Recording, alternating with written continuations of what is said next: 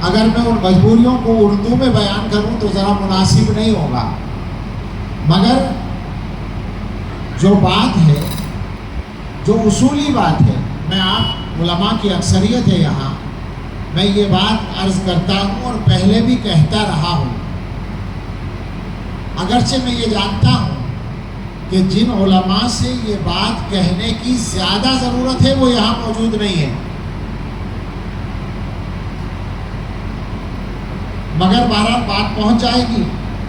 اور یہ بات اس لیے نہیں پہنچانی ہے کہ ہمارا کوئی گروپ ہے یا ہم اپنی بات اوپر رکھنا چاہتے ہیں۔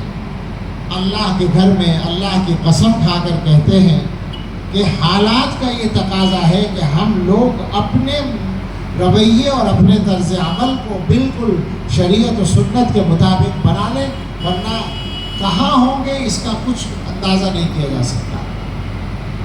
کہنا یہ ہے کہ آپ دو میں سے ایک راستہ اختیار کریں، یا تو جن علماء سے، جن اساتذہ سے، جن بڑوں سے آپ نے علم سیکھا ہے ان کی رائے کے پابند ہو کر چلیں،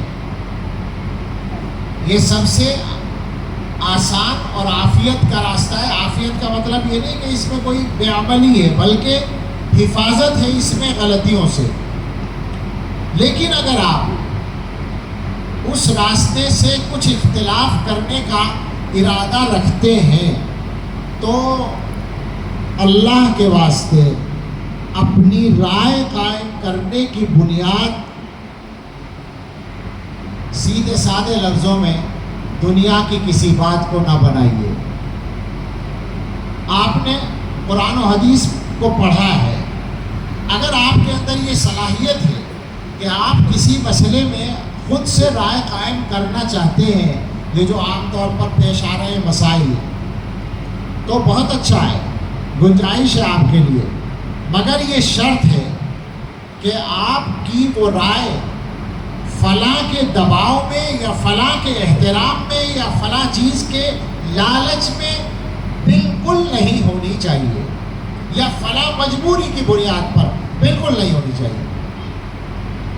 اگر یہ بات ہے تو آپ کو رائے قائم کرنے کا کوئی حق نہیں ہے، چھوڑ دیں، آپ خاموش رہیں۔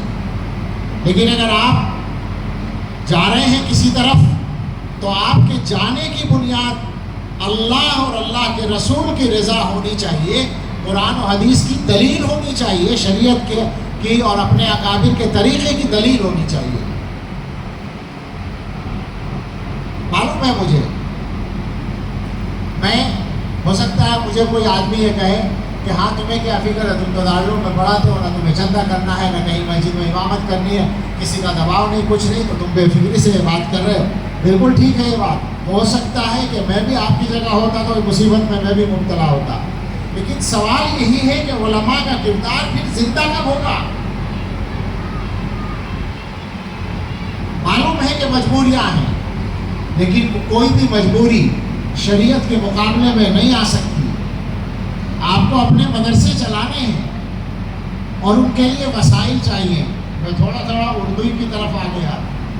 آپ کو مسجدوں میں امامت کرنی ہے اور وہاں آپ کو استحکام چاہیے، ٹھیک ہے، مجبوری ہے، اس کے باوجود یہ بات آپ سے زیادہ کون جانتا ہے کہ جو روزی مقرر ہے وہ اللہ کی طرف سے مل کے رہے گی، آپ اس کے لیے کیوں پریشان ہوتے ہیں؟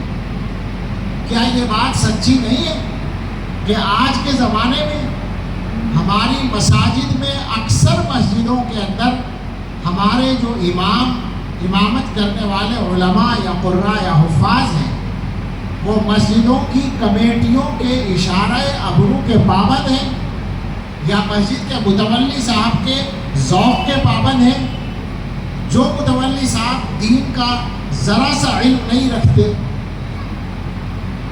اب کس دل اور کس جگر سے وہ قصے سنائے جائیں کہ امام مسجد منبر پر بیٹھ کر سود کی حرمت پر بیان کرے اور اس کی امامت چلی جائے، امام مسجد شادی بیاہ کی رسموں کے خلاف بیان کر دے اور اس کی امامت چلی جائے۔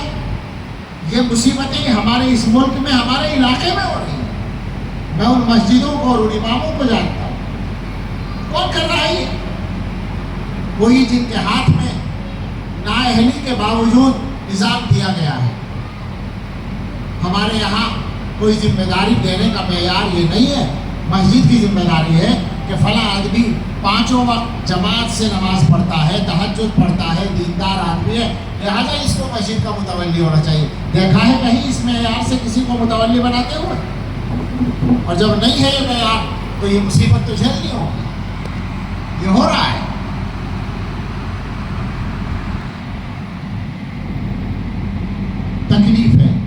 تکلیف میں سچی بات ہے، بے ارادہ میں اس طرف چلا گیا. میں اس مضمون کو بھی سمیٹنا چاہتا تھا، لیکن علماء سے کہنا ہے، علماء سے تو بہرحال کہنا ہے. دیکھیے صاف بات ہے، ہماری کوئی فضیلت نہیں، الحمدللہ ہمارے دل میں پورے واضح طور پر پوری طرح یہ بات مستحضر ہے کہ ہم آپ میں سے کسی ایک آدمی سے بھی افضل نہیں. اپنے بالکل ہمارا اس پر عقیدہ ہے.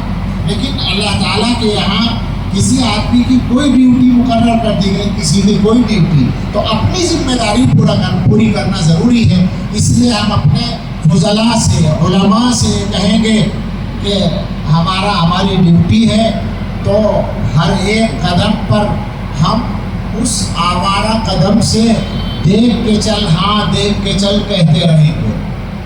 یہ ڈیوٹی تو ہم انشاءاللہ پوری کریں گے، صحیح بات کہتے رہیں گے. تو آپ سے کہنا ہے، علماء سے کہنا ہے، اور خاص طور سے ان عالم علماء سے کہنا ہے جن کو آج کے اس پروگرام کے بجائے دوسرے پروگرام میں جمع کر دیا گیا، جیسا کہ مجھے معلوم ہوا. عجیب